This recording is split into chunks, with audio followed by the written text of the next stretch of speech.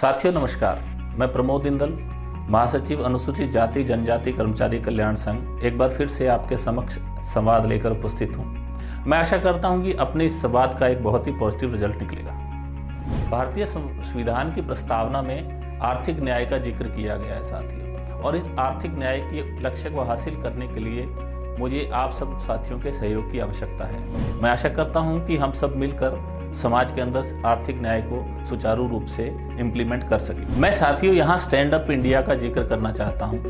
पिछड़े वर्ग के उत्थान के लिए खासतौर पर अनुसूचित जाति, अनुसूचित जनजाति और महिला उद्यमियों के लिए भारत सरकार ने स्टैंड अप इंडिया स्कीम को लॉन्च किया है, जिसके तहत बैंकों के द्वारा कम से कम 10 लाख और अधिक से अधिक 1 करोड़ रुपए तक का लोन देने का प्रोविजन है।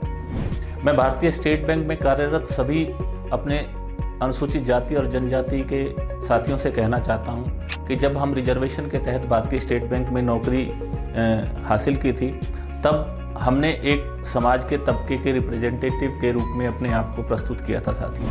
आज हमारे पास मौका है कि हम कम से कम एक लोन स्टैंड अप इंडिया के तहत भारतीय स्टेट बैंक में लाकर उसकी अनुशंसा कर एक उद्यमी को तैयार कर सकें। तो यकीन मानिए कि मार्च 2022 से पहले हम 6000 उद्यमी अपने चंडीगढ़ सर्कल में तैयार कर सकते हैं, और मैं आशा करता हूं कि आप सभी इसके अंदर अधिक से अधिक भागीदारी बनाएं और कम से कम एक लोन प्रति व्यक्ति आप अपनी शाखा में 31 मार्च से पहले लाकर उस व्यक्ति को उद्यमी बनने में मदद करें।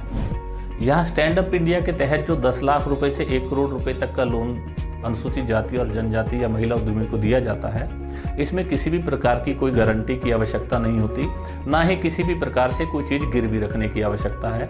यह भारत सरकार के द्वारा गारंटी के तहत लोन दिया जाता है। इसमें मात्र 15% पूंजी आप अपनी लगाकर 85% तक का लोन बैंक के द्वारा ले सकते हैं। मात्र खेती को छोड़कर खेती से संबंधित किसी भी कार्य के लिए, जैसे मछली पालन के लिए, मधुमक्खी पालन के लिए, मुर्गी पालन के लिए, पिगरी के लिए, किसी भी प्रकार की मार्केटिंग के बिजनेस के लिए, किसी प्रकार की सर्विस के लिए, किसी प्रकार के उत्पादन के कार्य के लिए, लगभग हर कार्य के लिए ये लोन उपलब्ध है।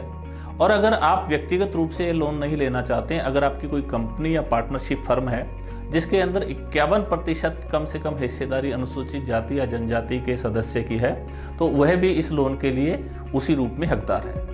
साथियों, आज का दौर सरकारी नौकरियों पर निर्भर रहने का नहीं है। जिस प्रकार से बेरोजगारी पिछले कुछ वर्षों में बढ़ी है, एक सफल उद्यमी न सिर्फ खुद के लिए पैसे कमाता है, बल्कि हजारों रोजगार के अवसर दूसरों के लिए भी पैदा करता है। हमारा ये कर्तव्य बनता है कि भारत सरकार की इस योजना का लाभ अधिक से अधिक लोगों तक पहुंचाएं। भारतीय स्टेट बैंक के माध्यम से जो हम समाज की भलाई कर सकते हैं, उसमें अपना अधिक से अधिक योगदान दें। मैं आपसे एक बार फिर से पुनः हाथ जोड़ के अपील करता हूं कि जो भी साथी भारतीय स्टेट बैंक में कार्यरत मेरी इस बात को सुन रहा है, वो कम से कम एक लोन अपने आस पास पड़ोस में लाकर बैंक के अंदर उसको सुनिश्चित किए। और इसके लिए हम हमारी वेबसाइट पर और SBI सेवा की ऐप पर एक लिंक भी देंगे।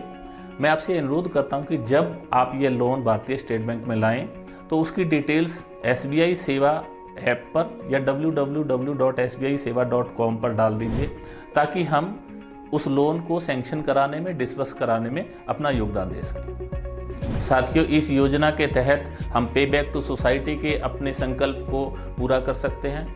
मैं समझता हूं कि एक एक व्यक्ति सिर्फ अपनी तनख्वाह से समाज को पूरी तरह से उत्थान नहीं कर सकता है, परंतु संयुक्त रूप से हम अगर सब मिल जाएं, 6500 जो चंडीगढ़ सर्कल में हमारे साथी कार्यरत हैं, अगर एक भी व्यक्ति को उद्यमी बनने में कामयाब करते हैं, तो 6500 उद्योग हम चंडीगढ़ सर्कल के अंदर जनरेट कर सकते हैं। और मैं समझता हूं कि यह एक पे बैक टू सोसाइटी के तहत किया गया बहुत बड़ा कार्य हुआ।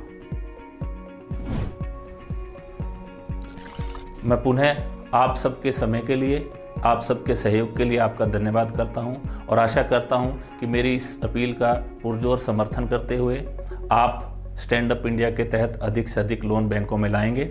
जय भीम, जय भारत साथियों।